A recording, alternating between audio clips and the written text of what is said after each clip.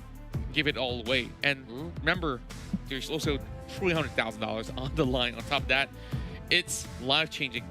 Whoever gets that way in towards the grand finals will be able to take it all. So now, this is where things get really interesting. We've already got 2 teams in the upper brackets, right? We got Omega.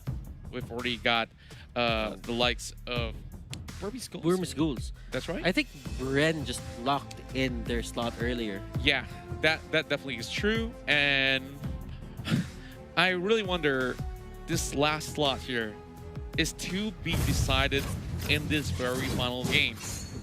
And we head back onto the game. Potato. As we see, got the crab coin. RRQ. They stay near their base. They're not aiming to just push anytime soon. They know that Lemon needs a bit more of items here. I think Lemon...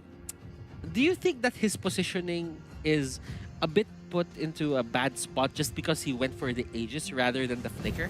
I would definitely agree. In a few instances of the fight where he couldn't really get into his position where he can get the optimal pickoffs, but it's still something that is workable. Well, of course, why he chose this sort of spell is to ensure a little bit more of a safety net, especially when your team is playing on the offense. Nobody's going to be taking care of you, so he's got to find a way to juke things out or just kite in towards a certain angle. And now, at the moment, although there's not much of an objective, the next Lord that's coming online is going to be a little past 1 minute. But here goes that dive straight in towards the Harley. Oh, this is very costly. Lemon here getting targeted by that Harley of Aeon. He survived that with the Aegis, I'm pretty sure about that. But coming into the late game, do you think the Aegis will still be relevant? Looking at the lineup here for the side of EVOS SG, I guess every single bit of it counts as well. Yeah, I definitely agree with you that maybe it might not be as relevant as relevant as a Flicker, right? But it's really down to his preference, because maybe Lemon is just feeling it at this sort of moment. But at this point in time, Albert is the one that's really pulling in the weight. You can see already 5 kills being garnered, but it's pretty much a all-rounded side for the side of EVOS SG. But oh my goodness, this is gonna be a camp being set up, and JPL almost fell for it. He had a hunch, and yep, just showing Lemon a little bit of how he looks like. You know what? That could have been a disaster for the side of EVOS SG, but JPL read that well. He knew that there was something up. He knew that they had the Louis. So anytime when all these members are not pushing or not showing the waves, they're probably up to something bad. That's right.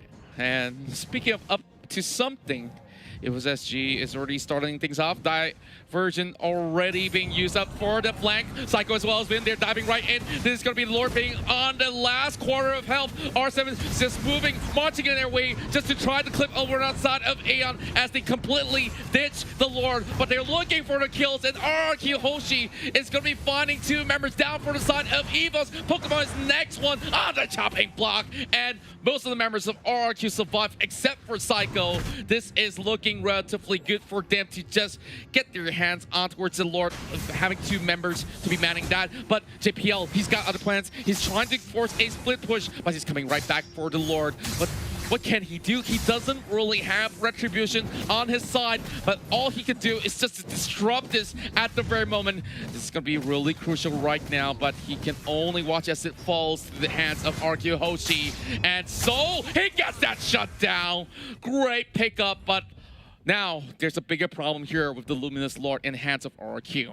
Okay, that was a good pick off coming out from Soul, just because now they have to push with the Lord with 4 members. The respawn timer on Vin is at 25 seconds at the moment, so that means they really need to think about their next move there. RQ Hoshi, are they gonna push with the Lord, or are they gonna split up, or are they just gonna ignore this Lord push all in all? at the moment, we do see a 2-2 split, but now with the cast coming here in, all members on deck, except for the Benedetta, and Zaman Force being used up, but Psycho RRQ as well as still Lemon. fighting. They are charging right in. Albert Whip, that great pig Pokemon is down. This is big news. RRQ Hoshi, they can't escort this lot all the way straight in towards the final turret of the top side. So they could possibly chunk out the health for a little bit longer, but how long can the turret stand? As you can see, JPL tries to find a little bit more of a salvation pick. Not really finding the crosshairs on towards Lemon just about yet, but they could definitely buy a little bit more time to clear that wave, but they're still hunting out for Lemon. Lemon still has some really big Aegis going on. That's the reason why he survives, and that answers your question, brothers. That is RRQ Hoshi just showing us how they use diversion, not the literal diversion that Vin has, but they put themselves onto the middle lane just because they knew that bottom lane is gonna push. Now, everyone from EVOS SG had their eyes on the mid lane. They just wanted to defend that. But in the process, they lost that certain turret, and now no outer turrets here for the side of EVOS SG. And they even up the map now. Now, they are definitely breaking even. It's already in the late game phase. And, well, brothers, I'm pretty sure you want to talk about itemization. So let's have a quick look at some of all these items being brought up online. But before that, I think that they are still going to be having a little bit of a dance, but let's not worry too much about that. So difference is 1 kill. And now, yep, finally, we got the items up. So what do we have, brothers? On 1-1, we do have the Rose Gold Meteor. And looking at Albert, he did go for the Athena Shield just to mitigate a bit of damage here coming out onto the side of EVOS SG. Pokemon got the Winter Truncheon, if I'm seeing that correctly. And I think Potato is still gonna go for that, what do you call this? The Endless Battle? Just That's because right. he has the Angry Tomahawk on his side. Oh, Divergent being used up right now. A flank coming right in. They're pushing to the side, and Aeon is the one in the middle of it all. So they will be able to catch that member off inside of EVOS SG, and they are slowly falling back. Silent Force being used coming from the side of Pokemon. They are still trying their best to survive, but this pressure is a little bit too much. They are finding ways to catch them all out. R7 is the next one to fall, and it's a 2-member trade for inside. They are still fighting, and Psycho, he does have very little health. Bad news for his side, as they do have Vin being suppressed right inside the base. Perfect defense coming in for EVOS SG. EVOS just did the impossible. Lemon here getting caught out, and that is Soul just being the X factor for the side of EVOS SG. He wants more kills. There is the Mountain Shocker, and those are the skills. They really just want to take him down. Ejector giving Psycho a bit of shield here, but EVOS Soul is out for the hunt, and he uses his, he juked that skill. He put it in a bad position, and Psycho just went for the U-turn, and that is going to be a successful escape. There's a little bit of timer here. They finally get the towers down, and it's a 3-man life. And there you go, EVOS SG, final blow, and it will be an equalizer coming in for